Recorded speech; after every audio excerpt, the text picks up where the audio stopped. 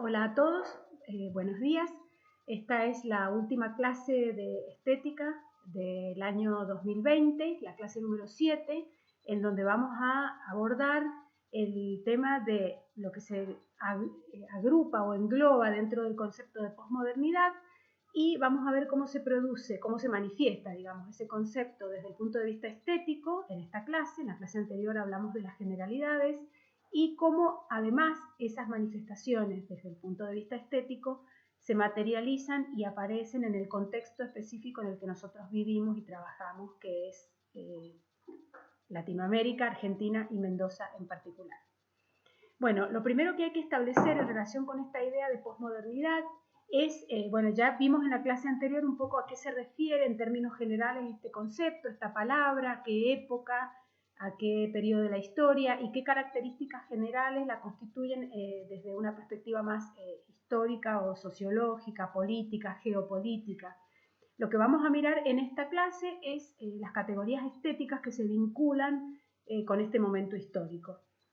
Y la primera que quiero establecer, para que ustedes la fijen, digamos, como concepto rector, es que la relación entre lo moderno y lo posmoderno no es una relación de ruptura, como vimos, entre lo moderno y lo clásico, sino que hay una relación de continuidad y de reconfiguración a partir de la crisis o la caída, diría yo, de la tesis de la innovación del modelo moderno. Acuérdense que nosotros establecimos como metacategoría o categoría estética dominante en el contexto de lo moderno la idea de innovación.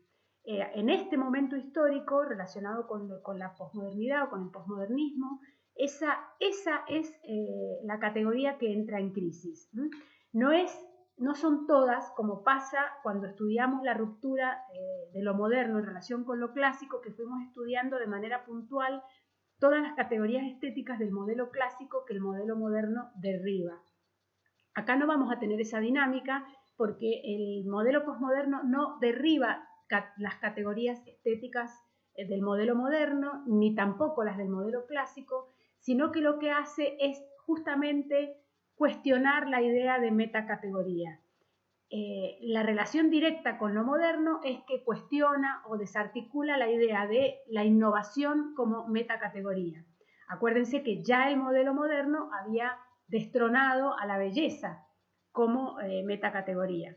Solo que el modelo moderno cuestiona la belleza, la destrona y la saca, ¿no? Propone como una especie de antibelleza, porque ahí sí hay una relación de ruptura entre esos dos modelos. En este caso, la caída de la tesis de la innovación no significa ni la anti-innovación ni la anti-belleza, sino que junto con la caída de esta tesis de la innovación como metacategoría, lo que hace el posmodernismo es desarticular la idea de metacategoría. Entonces yo les he propuesto, como para que ustedes tengan una que les sirva para pensar el modelo posmoderno, como una metacategoría que podría definirse como todo vale. Es decir, una metacategoría que lo que hace es establecer un principio de permiso o de parámetro sin metacategorías. Ese es como el gran conflicto del arte posmoderno o de todas las, no hay arte posmoderno, sino que podríamos hablar de todas las expresiones artísticas, de la forma en la que se manifiestan, que se politizan, se relacionan, circulan, se discuten, se cuestionan, se teorizan, todo eso en el contexto del posmodernismo. No hay metacategoría y esa metacategoría es el todo vale. Y ese todo vale incluye no solamente todo lo que se puede hacer en términos artísticos, todos los tiempos, todos los modelos. Hay una interacción de posibilidades que produce una gran incomodidad como estudiadores, digamos, como investigadores de esto, porque no tenemos parámetros sobre los cuales establecer grandes categorías generales que nos permitan ordenar este fenómeno. Eso es muy complicado, es como uno de los grandes nudos conflictivos del arte posmoderno que viene a solaparse con la ya resistente propuesta del arte moderno que en muchos casos ni siquiera terminó de instalarse como una propuesta válida. O sea, nosotros tenemos frente al arte moderno todavía defensores acérrimos del modelo clásico. Imagínense en este contexto de lo contemporáneo, donde no solamente se rompen los bordes de la belleza, de la técnica, ¿no? del oficio, de la mímesis, sino que se rompen los bordes de la propia definición de arte. Esto va a generar dos problemas centrales que son con los que convivimos todo el tiempo y ustedes también, y nos van a interpelar en nuestros propios prejuicios, que son, uno, el problema de la legibilidad del arte contemporáneo, es decir, comprender el arte contemporáneo es un gran problema, es hermético, pero más que hermético en realidad no responde a parámetros previos que nosotros conozcamos, no se adapta a parámetros, se reinventa todo el tiempo, moviéndose entre límites muy porosos de cosas que para nuestro inconsciente son arte o no lo son.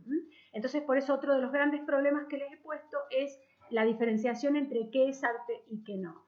Es decir, el arte contemporáneo nos pone en dos grandes problemas. Uno, comprender eso que estamos mirando, porque no hay una narración tradicional, no hay una imagen única, no hay un criterio que nos permita familiarizarnos, o un parámetro general que nos permita establecer lineamientos de comprensión.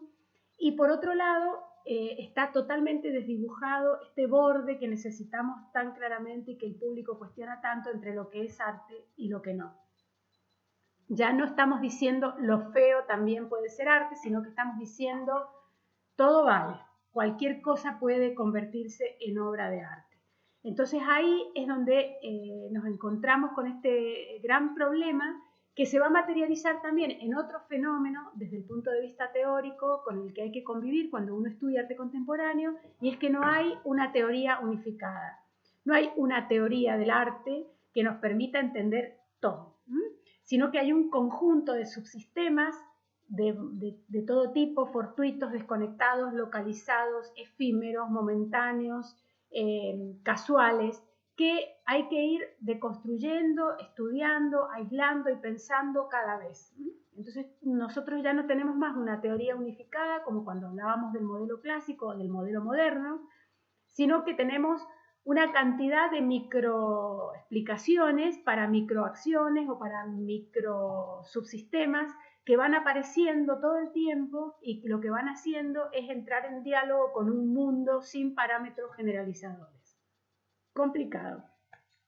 Entonces, lo que nos queda a nosotros son generar o producir algunos itinerarios de conceptos conductores que nos permitan recorrer algunas cosas. Entonces nosotros decimos, bueno, vamos a mirar, si vamos a mirar esto, los conceptos conductores que hay en este itinerario serían estos, y el otro asunto que también vamos a tener que incorporar es que esos conceptos conductores no vienen solamente del campo del arte, sino que a veces provienen de la filosofía, de la psicología, de la antropología, de la historia.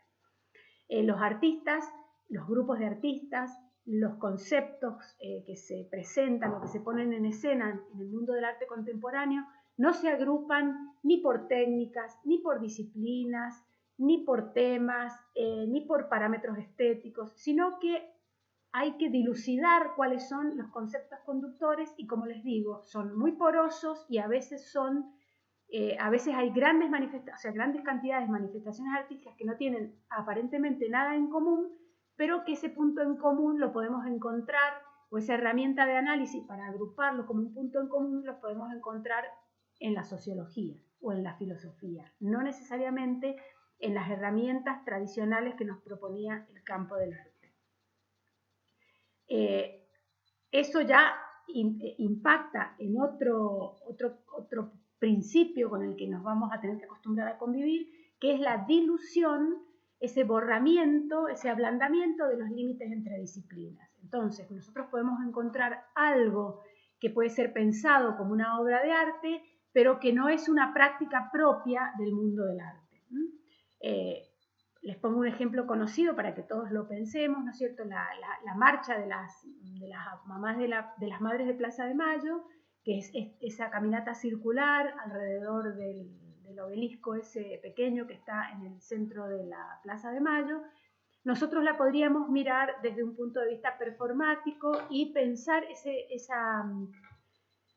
ese gesto, ese acto desde una perspectiva performática, cosa que han hecho muchos artistas, y repetirlo desde ahí, a pesar de que es una acción cuyo origen no tiene nada que ver con el mundo del arte. De ahí viene esto que les he puesto abajo, que es la ampliación de los alcances de cada disciplina, es decir, cualquier gesto puede ser pensado desde una perspectiva artística y también hay muchos entrecruzamientos entre grandes reflexiones del mundo de la física o del mundo de la biología o de otros campos que son repensados y recontextualizados desde una perspectiva poética. Es muy complejo, son muchos factores, entonces en este momento de la historia del arte y en este momento de nuestro aprendizaje estético es donde es muy importante que nos concentremos en comprender lo que vimos en la primera clase. ¿Qué es la función estética? Es decir, cualquier cosa la miramos como un objeto estético si está puesto en función estética y si nosotros tenemos una actitud estética frente a ese objeto. Ya no hay algo externo que delimite y establezca como cualidad objetiva del objeto si es obra de arte o no, sino que hay una cuestión circunstancial que tiene que ver con la circunstancia que propone el artista y también con la función que ese objeto cumple en ese momento y con la actitud que tiene el espectador cuando lo mira. Es bien complejo el asunto, por eso es que hablábamos del problema de la definición de los límites entre qué es arte y qué no. Ese es como el nudo del conflicto más fuerte con el que nosotros vamos a convivir cuando transitamos este periodo de lo contemporáneo.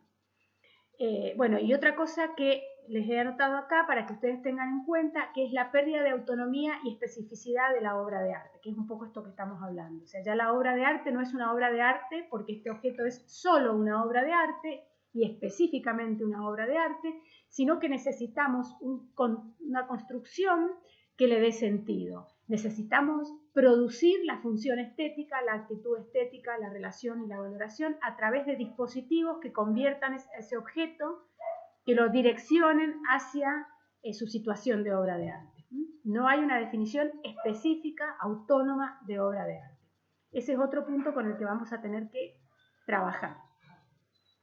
Bueno, de ahí vamos a sacar algunas conclusiones. Estamos hablando de arte ni universal, sino global o local. Ya no hay conceptos universales porque la universalidad es una idea de unificación, de centralidad, de concentración, de definición que desaparece. Entonces aparecen estas dos palabras que ya las mencioné creo en la clase anterior, pero las recordamos. Hablamos de global, de local, que lo global es aquello que sucede que por alguna razón tiene alcance global, pero que tenga alcance global no lo convierte en universal, sino que solamente define el alcance del fenómeno. Y lo local son esos fenómenos de alcance global que se refieren a asuntos locales, que se matizan con asuntos locales.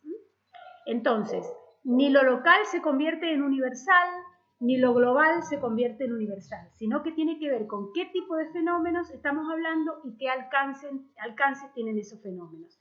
Acá nosotros podemos, yo después les he puesto algunos ejemplos para que vayamos pensando, porque son muy interesantes. Un producto global es McDonald's, por ejemplo, que no quiere decir que es universal, sino que es un producto de alcance global. ¿Por qué no es universal? Porque ya la idea de universal está totalmente localizada en la colonización europea. Ya sabemos que no hay verdades universales ni valores universales, sino que en este caso es global porque es un producto que ha logrado un nivel de neutralidad que le permite insertarse en diferentes lugares al mismo tiempo. Después, ni definitivo ni moderno, sino atemporal. ¿Qué quiere decir eso? Nosotros cuando vimos el modelo clásico tenía la pretensión de ser algo universal y eterno, es decir, definitivo, eterno, siempre, para todos los lugares del mundo, del universo y para siempre. El modelo moderno tenía otro concepto del tiempo que era lo nuevo, lo nuevo, lo nuevo. O sea, era un tiempo flecha que iba hacia el futuro. Nada era definitivo, pero en ese nada era definitivo, las cosas viejas iban quedando atrás. Esa idea del tiempo flecha, que es la flecha que nosotros dibujamos cuando estudiamos historia, cuando pensamos en el mundo contemporáneo, hablamos de atemporalidad. No hay un tiempo hacia el futuro, sino que el tiempo se suspende. Por eso se habla del final de la historia, ¿no? Y de lo que Borges dice, el tiempo circular. El tiempo se suspende. No tenemos que hacer algo nuevo, no estamos mirando al futuro, ni tenemos que hacer algo eterno. Solamente hacemos algo afuera del tiempo. Las cosas existen fuera del concepto de tiempo. Piensen en eso porque es como desordenar nuestra organización, sobre todo de la historia del arte, que la tenemos muy anclada en esta idea de tiempo, la historia en general. Entonces, cuando hablamos del final de la historia, no es que la historia se terminó en un sentido literal, sino de lo que estamos hablando es que las cosas ya no van a pertenecer, no van a durar para siempre, ni van a pertenecer al pasado y otras al futuro, sino que las cosas suceden y se piensan fuera de esta idea de tiempo. Otras tres cositas que yo les he establecido acá, que son la asimilación de las diferencias, la ampliación de los límites y la disolución de las fronteras. Estos conceptos también tienen que ver con que al asimilar las diferencias, estos espacios estancos de esto pertenece acá, esto pertenece a tal tiempo, esto pertenece a tal lugar, desaparece, las cosas circulan, pierden identidad en esta red de circulación donde se van desarraigando. Se borran los límites estos que localizan algo en un lugar y que tiene sentido en ese lugar porque la gente se traslada, hay muchas migraciones, hay mucha circulación de información, conviven cosas que pertenecen a distintos momentos y a distintos lugares, y bueno, las fronteras que ya sabemos qué ha pasado con eso, con cosas como por ejemplo la red, ¿no? Donde no tenemos las fronteras establecidas. Yo les hice acá un cuadrito, esto es para pensar, es muy general, es solamente orientativo, pero es para que no nos colguemos y no pensemos que el posmodernismo es Netflix, Norman Foster, Madonna, Lady Gaga y se acabó el posmodernismo, ¿no? Hay una idea dentro de los pensadores del posmodernismo, esto es, chicos, muy forzado, es solamente de orden didáctico para que ustedes piensen en estos dos mundos. No es exactamente así, pero me gustaba la idea de que separaran la cabeza en dos para que pudieran entender cómo esta idea de lo posmoderno se instala en dos registros que son muy antagónicos entre sí, pero que ambos corresponden al fenómeno de lo posmoderno. Y lo vemos agrupado en estos dos nombres así medio salames, pero vamos a usar igual porque nos van a servir para dividir y para comparar. Entonces yo les he puesto un posmodernismo de derecha y un posmodernismo de izquierda, que es la gran grieta del mundo contemporáneo. El posmodernismo de derecha tiene algunas características que son muy claras, que son el espectáculo, las categorías estéticas globales, es decir, lo que gusta en todos lados, la estandarización que está ligada a las características estéticas globales. Entonces, cuando decimos McDonald's, ¿qué necesitamos que tenga un McDonald's? Que es muy importante en un McDonald's que si yo me lo como en Japón o me lo como en Buenos Aires, sepa igual. Eso tiene que ver con diluir las particularidades para que ese producto pueda ser global. Eso es el posmodernismo de derecha. Un nivel de estandarización del gusto que permite, pero que el trabajo es complejo porque no solamente el producto tiene que estar totalmente esterilizado de cuestiones locales, sino que tenemos que empezar a trabajar también a nivel comunicacional en un perceptor o receptor que vaya borrando de su paladar, en este caso, esas localizaciones, para que pueda incorporar este producto como si fuera un producto neutro, como si fuera exquisito para todos. Es un trabajo conjunto que tiene que ver con la comunicación y con la elaboración propia del producto y con la forma en la que ese producto se va instalando. Eso es lo que se llama estandarización. Después aparece dentro del posmodernismo de derecha esta necesidad de tener todos los mercados atentos, entonces aparece lo local como nota de color, que son esas hamburguesas que vende McDonald's, en nuestro caso, supónganse con, no sé, pan de campo, o carne de lomo, o no sé, o o palta en el caso de las que son medio mexicanas.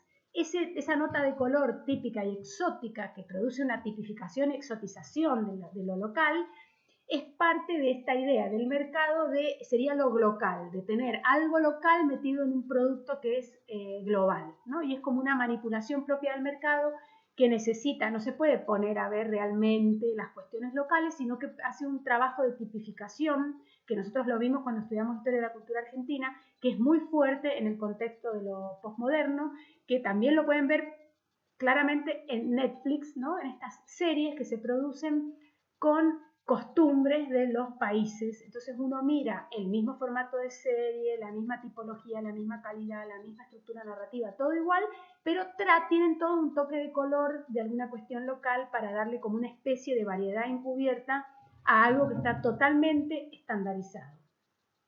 Otra característica, que es una cosa con la que se le monta la crítica al posmodernismo, es la planimetría o la superficialidad, ¿no? Esta idea de que las cosas son superficiales, que está bien que lo sean, este disfrute sobre lo superficial, sobre lo hedonista, que está ligado también al brillo, a lo lustrado, lo liso, lo bello en un sentido, digamos, publicitario del término. Y la retórica, que es esto de hay mucha palabra, hay mucha cosa y no digo nada. La retórica es una de las características también del posmodernismo de derecha. Todas estas palabras que yo les he puesto, traten de mirarlas sin tener una apreciación crítica sobre ellas, de utilizarlas como elementos descriptivos para poder detectar y decimos, bueno, a ver, este edificio es arquitectura, o sea, los edificios espejados son arquitectura global, posmoderna de derecha. O sea, toda la arquitectura relacionada con las empresas, digamos, con ese mundo de las empresas, con las bolsas, con las grandes organizaciones internacionales, la Organización Mundial de la Salud, la UNESCO, todos esos edificios, si ustedes los miran, se van a encontrar con estas características. El edificio espejado es un prototipo de la arquitectura global de los años 80 y ahora en la década del 2000, 2010, 2020 aparecen estos mega edificios como el caso del Guggenheim de Bilbao, que si no lo conocen lo buscan, que son el espectáculo, o sea, ya ese edificio neutro no nos sirve, entonces necesitamos como ese bicho raro, ese ovni, y ese mismo recurso se repite en un montón de ciudades del mundo donde empiezan a aparecer estos edificios raros, que también lo que tienen es la preocupación de instalarse como espectáculo global, pero casi todos son retóricos. ¿Qué quiere decir un edificio retórico? Hay un montón de plata, un montón de cosas que no sirven para nada, digamos, que no resuelven los problemas de la gente, que no mejoran las condiciones de vida, sino que están ahí solamente para producir un espectáculo. Y generalmente los beneficios económicos que producen los espectáculos tienen que ver con el turismo, con cosas que no tienen realmente que ver, en muchos casos, con la cultura. Y el posmodernismo de izquierda es todo un movimiento de confrontación con este mundo global en el que propone poner en juego en los mismos circuitos otras cuestiones, como por ejemplo la precariedad. La precariedad como una categoría estética que se confronta a la idea de espectáculo. Es decir, yo hago esto de cartón porque porque mi condición es precaria. Entonces hay todo un discurso estético relacionado con la precariedad. Pueden ver, por ejemplo, el proyecto de Eloísa Cartonera, que es una editorial que produce libros con los cartoneros de Buenos Aires. Entonces esos libros, en vez de ser el libro espectacular, es el libro precario, pero en un sentido discursivo estético. Yo les he puesto acá categorías estéticas localizadas que tienen que ver con fenómenos barriales, con no sé si vieron la película esta que ahora está nominada al Oscar, casi lamentablemente, que es la película mexicana que se llama Ya no estoy aquí, que lo que hace es trabajar cuestiones estéticas localizadas, fenómenos localizados, que no tienen la pretensión de ser globales. Ahora, fíjense cómo el sistema se encarga de globalizar todo, ¿no? Ahora está nominada al Oscar.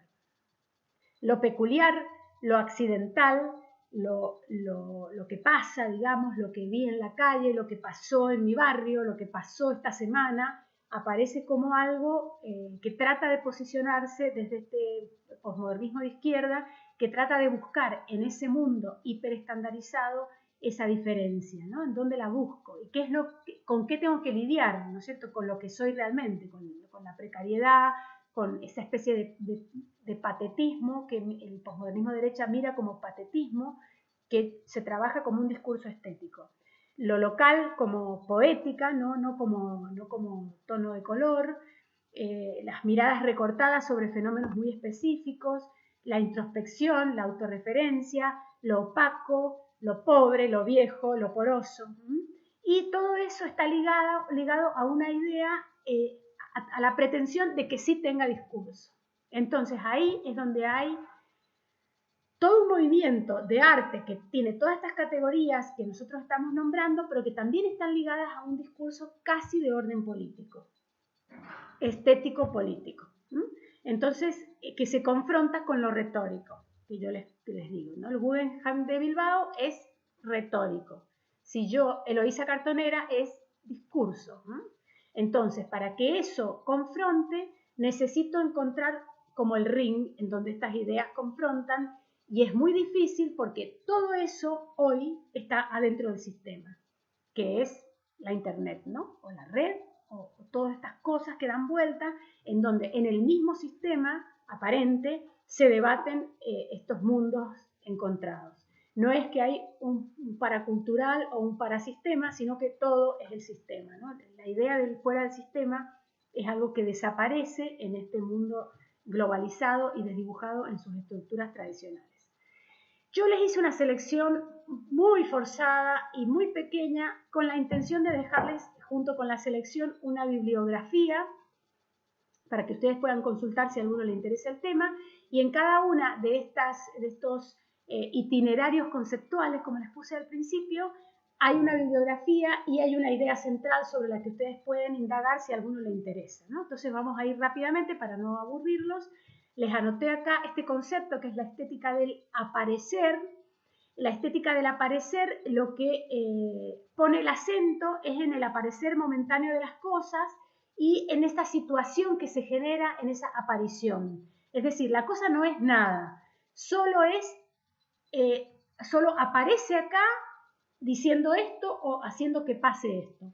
Y les puse un ejemplo que fue muy comentado en las redes sociales, que fue la banana esta que pegó con cinta de embalar Mauricio Catalán en Art Basel de Miami, que además de desatar un montón de comunicaciones en la prensa, fue comprada por el artista inglés Damien Hirst, que es tal vez el artista más cotizado vivo, tal vez no, es un artista que cotiza en bolsa, es como una especie de empresa su carrera artística, y él hace estos gestos. Casi toda la obra de Damien Hirst está ligada al dinero y a la cotización del dinero y a la cotización del arte. Entonces hizo el gesto de comprar la obra por una suma millonaria, en donde entran en juego todos estos fenómenos que se pueden mirar desde una mirada crítica, desde una mirada humorística, desde una mirada servicial al sistema. No tenemos muy claro qué quiso hacer Catalán acá. Lo que sí está claro es que Catalán dispara todas estas estructuras que están en juego dentro del mundo del arte y que tienen que ver con que este objeto aparece en escena en un escenario de espectáculo, de frivolidad, de hedonismo, de falta de marcos, de falta de parámetros, pero como es Art Basel, que es un contexto, en ese contexto el sentido de obra de arte es casi inevitable porque está en Art Basel, lo hace un artista, lo compra un coleccionista, o en este caso lo compra un artista. Entonces el objeto se ve obligado a verse como obra de arte, nos vemos todos obligados a pensarlo como obra de arte, y en realidad es una banana, no es una banana de cerámica, es una banana. Por eso estamos hablando es la forma o el momento en el que aparece este elemento, ¿no? Es enojador ver esto, pero los desafío a que se pongan a pensar cómo esta dinámica del aparecer, de yo voy a estar en tal lado, voy a hacer tal cosa, a ver qué pasa con eso, es lo que hace que este objeto sea en realidad un dispositivo más que un objeto que tiene valor en sí mismo, porque es una banana, ¿no? Que se va a podrir. O sea que tendríamos que pensar en la materialidad, pero en vez de pensar en la materialidad, lo que vamos a pensar es en este objeto como un dispositivo en su aparición. Por eso Martin Sell habla de esto de la estética del aparecer. Les puse en todos los casos un ejemplo de Mendoza para que ustedes vayan conociendo un poco el contexto. Esta obra se llama Las heridas me las hice yo, que se montó en el año 2011 en el Museo de Arte Moderno, cuando yo era directora, y estos chicos pusieron, en el grupo Cerda, que es un grupo de artistas jóvenes en ese momento, siguen siendo jóvenes muy interesantes, pusieron un chancho muerto congelado en una montaña de mariposas en el museo. Y bueno, y la muestra duró hasta que empezó a echar un olor insoportable el animal en su proceso de putrefacción y decidimos junto con los artistas sacarla.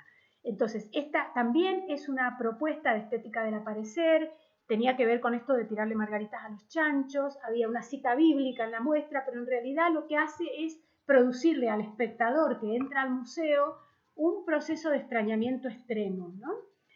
Una convivencia con un objeto que lejos está de las posibilidades de que nosotros los hubiéramos pensado como arte si no fuera porque estos artistas lo hacen aparecer en esta situación. Después, actitud estética, función estética y un espectador que entiende esto que está viendo como un dispositivo para repensar el arte. En general, la cultura en general, la vida en general, no sé, el veganismo, cada uno va a proyectar una reflexión que tiene que ver también con su propia inquietud, ¿no es cierto? Después les puse otro de estos itinerarios posibles, es este otro concepto que se llama estética relacional, que lo propone otro pensador, Nicolas Bourriaud, que es un crítico y curador francés, que escribió este libro en el año 1998 y que ha sido un libro muy leído y muy comentado por todos los estudiosos, por un gran grupo de gente muy concentrada en entender estos procesos contemporáneos. Y acá dice, las obras de arte se valoran por las relaciones humanas que figuran, producen o suscitan. La estética relacional lo que hace es generar dispositivos que pueden ser miles, no tienen que ser de orden político, yo acá les puse un ejemplo, pero pueden ser un montón, puede ser, no sé, reunir las tejedoras de la Valle o recuperar los sistemas constructivos de los indios Huichi, o sea, todos esos procesos que en realidad más que presentarlos como una investigación, los artistas lo que hacen es generar una situación de relaciones humanas y esa situación es la obra de arte. Ese proceso que se suscita en alguna cuestión que se pone en juego relacionado con esto de las relaciones humanas es la obra de arte. Hay un montón de ejemplos, lamentablemente no tenemos tiempo de verlos todos, es un tema muy interesante. Yo les puse este ejemplo que hace Roberto Jacobi, es un artista argentino, en la Bienal de San Pablo en el año 2010. La Bienal se trataba de arte político, entonces lo que él hace es montar, eran las elecciones en Brasil, en las que estaba Dilma de candidata, y lo que hace él es montar un comité adentro de la Bienal que empieza bien, pero durante el transcurso de la Bienal se produce la veda electoral, entonces la obra de arte entra en crisis porque está de alguna manera contradiciendo la veda electoral y se produce un gran conflicto ahí adentro, muy interesante desde el punto de vista relacional entre el aislamiento que puede tener la obra de arte como obra de arte en sí misma y la regulación que tiene que ver con otras cosas que en este caso se pisan porque la obra de arte toma la forma de un mitin político. Que yo les decía un poco el desborde de estas disciplinas que hace que una legislación que no tiene nada que ver con el arte de pronto entre en juego porque la obra también se parece a esa otra cosa que no es una obra de arte sino un mitin político. Les puse un ejemplo de Mendoza, que fue también un proyecto que hicimos en el Museo de Arte Moderno, también de estética relacional, que se llamó Juguemos en Serio. El Hospital Noti junta tapitas de gaseosas para juntar dinero y nosotros tenemos un artista mendocino que se llama Edgar Murillo que estaba haciendo grandes murales con tapitas de plástico. Entonces lo que propusimos fue una obra relacional en la que la gente acercaba al museo sus tapitas de plástico que el Hospital Noti vende por una suma de dinero. Entonces Murillo convirtió en una gran obra de arte esas tapitas de plástico con la idea de que el valor agregado que tuvieran las tapitas al ser obra de arte fuera mucho mayor.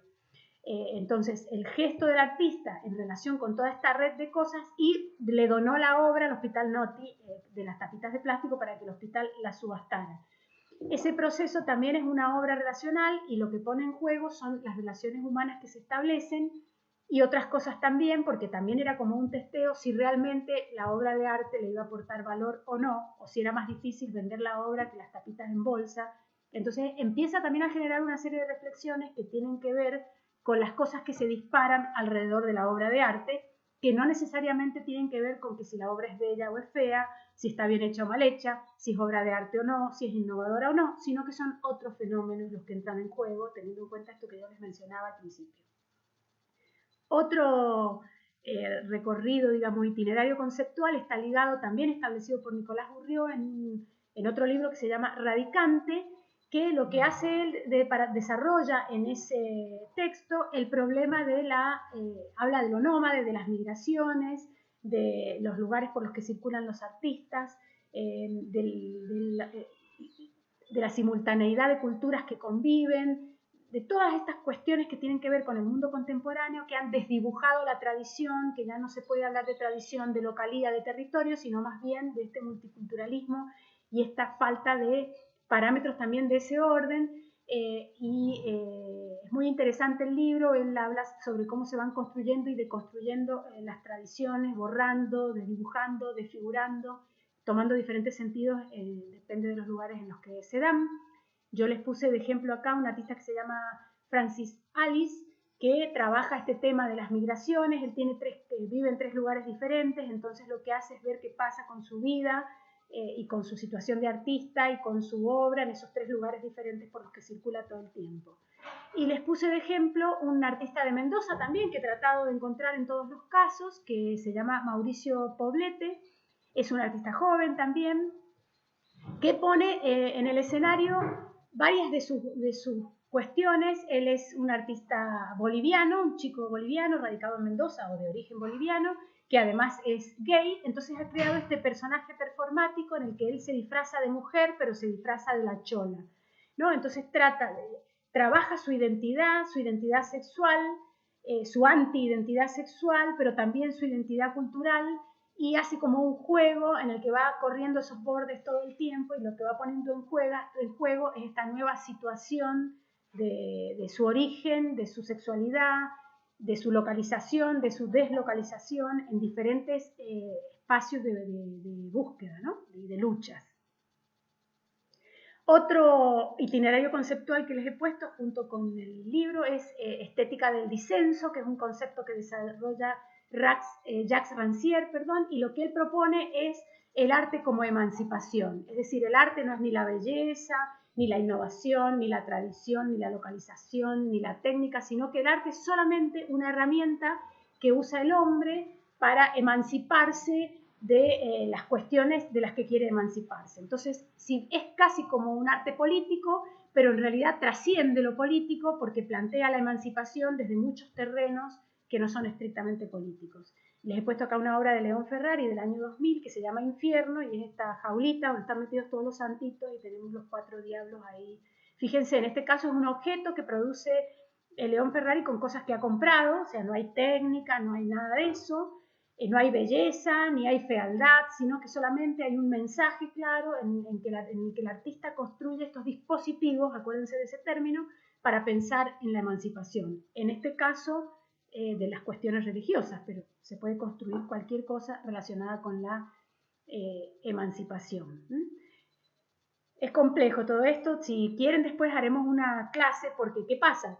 Todas estas imágenes que yo les estoy mostrando de ejemplo no tienen solamente, estrictamente este itinerario, pero he ido buscando ejemplos que sean más o menos claros. Les puse entonces de Mendoza un artista como Daniel Bernal. En este caso, ¿qué les quería decir? Es una pintura tradicional, o sea, todo vale, no necesariamente todos tienen que ser cosas locas como la banana pintada por la pared, pegada a la pared. En este caso es una pintura tradicional, pero si ustedes miran la imagen se van a dar cuenta que también está planteado este itinerario del disenso desde la idea del arte como emancipación. Después les he puesto estos 2 últimos conceptos son bien complejos, son de un escritor argentino que se llama Reinaldo Ladaga, que publicó 2 libros, uno es Estética de la Emergencia, el otro Estética de Laboratorio, y lo que plantea Ladaga ya está como bien centrado un poco en este modelo del posmodernismo de izquierda, porque trabaja mucho con proyectos lo que plantea la estética de la emergencia son proyectos cuyo centro es la colaboración, que se los mira como si fueran cuestiones artísticas o estéticas, pero que en realidad en su accionar, si nosotros lo pensamos, podrían ser también proyectos sociológicos perfectamente. Lo que pasa es que en muchos casos están liderados por artistas y puestos en juego en el terreno disciplinar del arte, entonces se los mira desde ese punto de vista. Pero el centro de los proyectos de la estética de la emergencia es la colaboración, organizaciones destinadas a modificar el estado de las cosas, puede ser un comedor, puede ser una galería de arte en una villa, que por supuesto no tiene finalidades comerciales, entonces empiezan a jugar estas cuestiones que tienen que ver con lo social, con la colaboración, con la interacción, con formas, en algunos casos yo les puse acá constitución de formas artificiales de vida social, porque en algunos casos los proyectos son cosas que crean los artistas, que no tienen que ver, no es un comedor, sino que es, vamos a construir esculturitas de barro, todo el barrio, o vamos a hacer, hay un artista turco que estuvo en Buenos Aires, un fotógrafo, que lo que hizo fueron como escuelas de fotografía en las villas, y después hicieron una gran producción que entró en la Bienal Sur, de estos chicos de las villas haciendo fotografías dentro de los lugares donde viven, ¿no? Como una especie de, vamos a trabajar cómo nos miramos a nosotros mismos, una forma artificial de vida social. Modos experimentales de coexistencias, sociologías creativas, intercambios, club de trueque, van a encontrar de todo eso dentro del campo del arte, que son acciones que no se pueden ver fácilmente como obras de arte, pero que se proponen como obras de arte dentro del campo disciplinar del arte. Entonces hay que pensar en estos itinerarios conceptuales, herramientas de análisis, o sea, este fenómeno, eso que me está proponiendo el artista, tiene que ser un dispositivo para pensar. Yo les he puesto acá una obra de una artista argentina que es muy interesante para ver esto, que se llama Ana Gallardo, y ella, bueno, se ha concentrado mucho en pensar en algunas cuestiones marginadas, como el caso de la vejez. Entonces esta obra se llama Un lugar para vivir cuando seamos viejos, y es como una especie de sueño, de espacio en el que uno pueda ser viejo y estar bien y ser feliz. Y esto que ven acá es una toma de una performance que ella hizo también en la Bienal de San Pablo, donde propone este espacio para que la gente esté bien ahí adentro. Lo que hace es generar un dispositivo para pensar en esto, ¿no es cierto?, en la vejez y en cómo se puede vivir cuando uno es viejo. Y en esta estética de la emergencia, les puse acá otro ejemplo de Mendoza, es un proyecto que hicimos en el Museo Municipal de Arte Moderno en el año 2016, cuando el museo estuvo cerrado. El proyecto se llama Mientras Tanto, y en realidad era un desafío para que el museo estuviera cerrado, pero no estuviera cerrado. Entonces, mientras tanto que estaba cerrado y que no perdíamos la presión política sobre que ese museo fuera arreglado, lo que generamos fue un espacio de acciones artísticas que permitían una doble lectura entre que el museo no se cerraba del todo y a su vez seguíamos teniendo latente y presente que estábamos esperando que el museo fuera arreglado. Digamos, había una especie de mezcla entre lo mantenemos abierto y hacemos presión política. Y esta es una obra de Clara Ponce que se llamó Mientras Tanto Espero. Entonces lo que ella hizo fue un acampe en la puerta del museo, mientras que espera que el museo se abra, se instaló ahí, tomaba sol, charlaba con artistas, hacía plantitas, generaba cosas, y era como una especie de estoy acá esperando que esto suceda, ¿no? Una acción social, comunitaria, que también entabló una relación con la gente que pasaba por la plaza, con los vecinos que venían a decir qué pena este museo que está cerrado, cómo lo extraño, ¿no? Era un dispositivo también para que sucedieran cosas. Y el último que les he puesto acá, que también es de Reinaldo Ladaga, se llama Estética de Laboratorio, y es donde Reinaldo Ladaga plantea también dispositivos nuevos que prácticamente son difíciles de comprender. Es un libro muy interesante para leer, y son estos espacios producidos por los artistas, generados por los artistas para observar, para pensar, para producir cosas varias que no siempre son obras, que generalmente no son obras de arte en el sentido que nosotros las conocíamos. Les puse de ejemplo acá Bola de Nieve, que Bola de Nieve es un proyecto de Roberto Jacobi, Gustavo Brusone y Rafael Cipollini, y es una plataforma virtual que funciona, empieza con 10 artistas, esos 10 artistas nombran 10 artistas, la plataforma lo que hace automáticamente es mandarles una encuesta por mail a esos 10 artistas que fueron nombrados por los primeros 10 artistas, o sea, ya llevamos 100. Estos artistas que reciben ese mail completan esa encuesta que les llega, esa encuesta se sube a la plataforma y esa encuesta termina con que esos artistas mencionan 10 artistas más, que a su vez esos 10 artistas, entonces la bola de nieve va creciendo y es una base de datos que no se trabaja como naturalmente se trabaja una base de datos, sino que es como una red social de vínculos, o sea, desnuda, una red social de vínculos afectivos, estéticos, políticos, amistosos, lo que fuere.